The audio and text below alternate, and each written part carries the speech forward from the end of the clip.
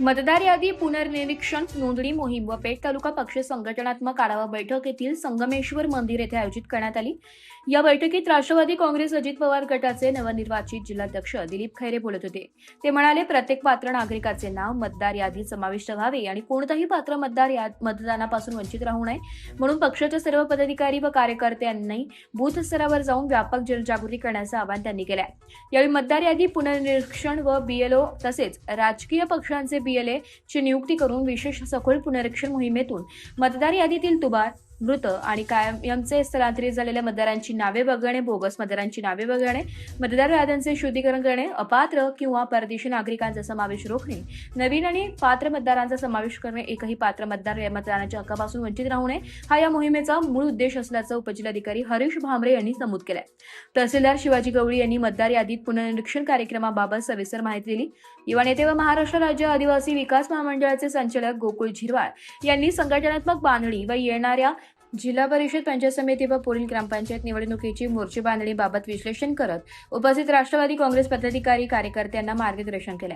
यावेळी राज्य उपाध्यक्ष बाळासाहेब कर्डक, तालुकाध्यक्ष रामदास गवळी, कार्याध्यक्ष निवृत्ती सापटे, नामदेव हलकंदर, जितेंद्र जाधव, हिरामन पवार, पुंडलिक सातपुते, सोमनाथ जाधव, बाळू गवळी, गणेश गवळी, मोहन सुरेश खंबाईत, गावंडे सुरेश जाधव, संतोष डोमे, युवती जिल्हाध्यक्ष पूजा आहेर, विद्यार्थी अध्यक्ष राहुल कदम, डॉक्टर योगेश गोसावी, देविदास निकम, मोहन शिलार, ज्ञानेश्वर दराडे, भालचंद्र भुजबळ, अशोक गालपाडे, योगेश निसाळ, भारत जाधव, राहुल घोडे, गोकुळ बत्तासे, व्यंकटेश जाधव, सुशांत काकड, मेघा दराडे, माधुरी अखंडे, योगिता पाटील, हेमलता पवार, श्याम गावंडे, हरीश कस्तुरे, सूरज गीते, घोटेताई, वर्षा लिंगायत, सायरा शेख आदींसह पदाधिकारी व कार्यकर्ते उपस्थित होते। किंवा पक्षाचे पदाधिकारी असतील यांना थोडीशी एक विनंती केली पाहिजे, लवकरात लवकर इतर पक्षांचे मोबाईल ऍप तयार केले त्यांनी मॅपिंगसाठी आणि इतके सुंदर आहेत अण्णा की त्याच्यावर कळलं पण जातं का तो आपला आहे, तर त्याला सिग्नल दिलेत, रेड, येलो, ग्रीन अशा पद्धतीने सिग्नल दिलेत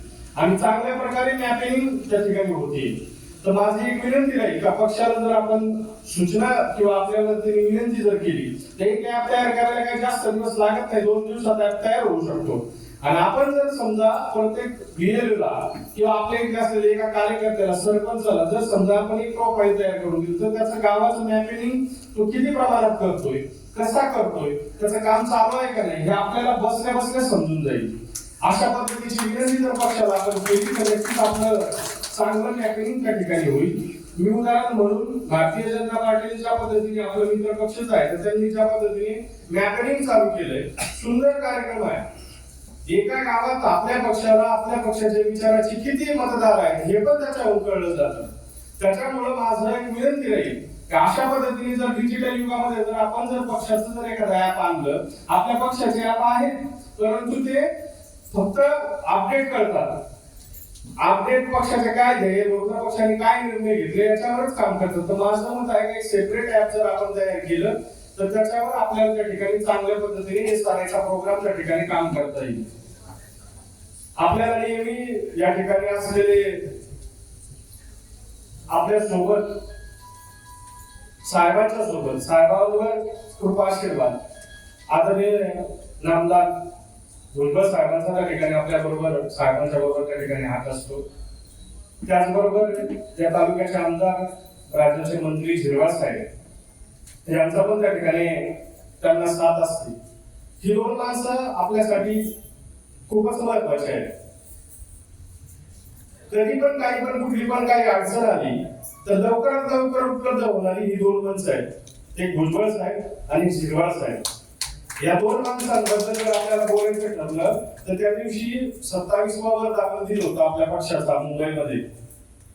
भुजबळ साहेबांना थोडासा असा दिवसाचा कार्यक्रम बरेच वक्त्यांनी केला, पण एकाच शब्दात त्यांनी सांगितलं होतं का खेळावर त्यांनी आधी 2 दिवस आधी एक स्टेटमेंट दिलं होतं का मी कबड्डीचा खेळाडू आहे।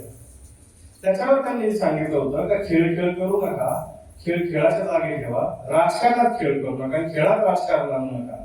अशा पद्धतीने एका साध्या भाषेत, सौम्य भाषेत त्या ठिकाणी सगळ्यांना त्या ठिकाणी एक बब्बर शेर सारखा उत्तर त्या ठिकाणी भुजबळ साहेबांनी दिलं होतं। हे सगळं करत असताना ही 2 मंडळी आपल्यासाठी नेहमी उपलब्ध असतात। दोघांकडे मंत्री पदाचे जे खाते आहेत ते आपल्याला सदस्य असणारे आहेत. भुजबळ साहेब पुरवठा करतात, प्रत्येकाला रेशन जे येतं, धान्य जे येतं ते आपल्याला ते मिळवून देतात. पण त्या सगळ्याची क्वालिटी कशी आहे, चांगल्या प्रकारे आहे का, आपल्या जनतेला त्या ठिकाणी चांगलं जातं का, याचं सगळं निरीक्षण झिरवा साहेब करतात. त्याच्यामुळे दोन लोक आपल्यासाठी खूप महत्वाची लोक आहेत. मित्रांनो, बऱ्याच वक्त्यांनी माझा उल्लेख केला त्या जिल्ह्यावर मला घ्यावं आणि जिल्ह्याचं पद द्यावं. आता मला तुम्ही महाराष्ट्राचं पद दिले ना, डायरेक्टर मी महाराष्ट्राचा आहे, त्याच्यामुळे मला संधीची खूप मोठी आहे. आणि पक्षाच्या बाबतीत जर ठरवलं तर माझ्याकडे खूप मोठं पक्षाचं पद आहे. मी राष्ट्रवादी काँग्रेस पार्टीचा कार्यकर्ता म्हणून काम करतोय आणि ते पद कुठल्याच पदापेक्षा मोठं नाहीये. आपल्याला बरेच जणांनी मला उपमा दिली सरसेनापती, पण आपला आता एकच सरसेनापती, ते म्हणजे आपले दिलीपांना, ते म्हणजे आणि त्याच पद्धतीने आपल्याला त्यांच्या असलेल्या ध्येय धोरणावर त्यांनी दिलेल्या आखून कार्यक्रमावर आपल्याला त्या ठिकाणी काम करायचं आहे.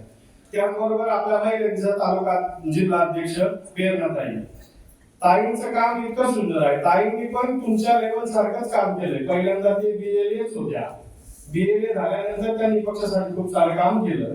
पक्षाने त्यांना युवती अध्यक्ष केलं, नंतर महिला अध्यक्ष केलं, नंतर आता त्या भगूरच्या नगर अध्यक्ष आहेत. म्हणजे पक्ष आपल्याला बाजूला ठेवत नाही, संधी देतं म्हणजे देतं, फक्त त्याला कुठेतरी थोडीशी वाट बघावी लागते. मराठी न्यूज साठी तालुका प्रतिनिधी प्रकाश पगारे, पेठ.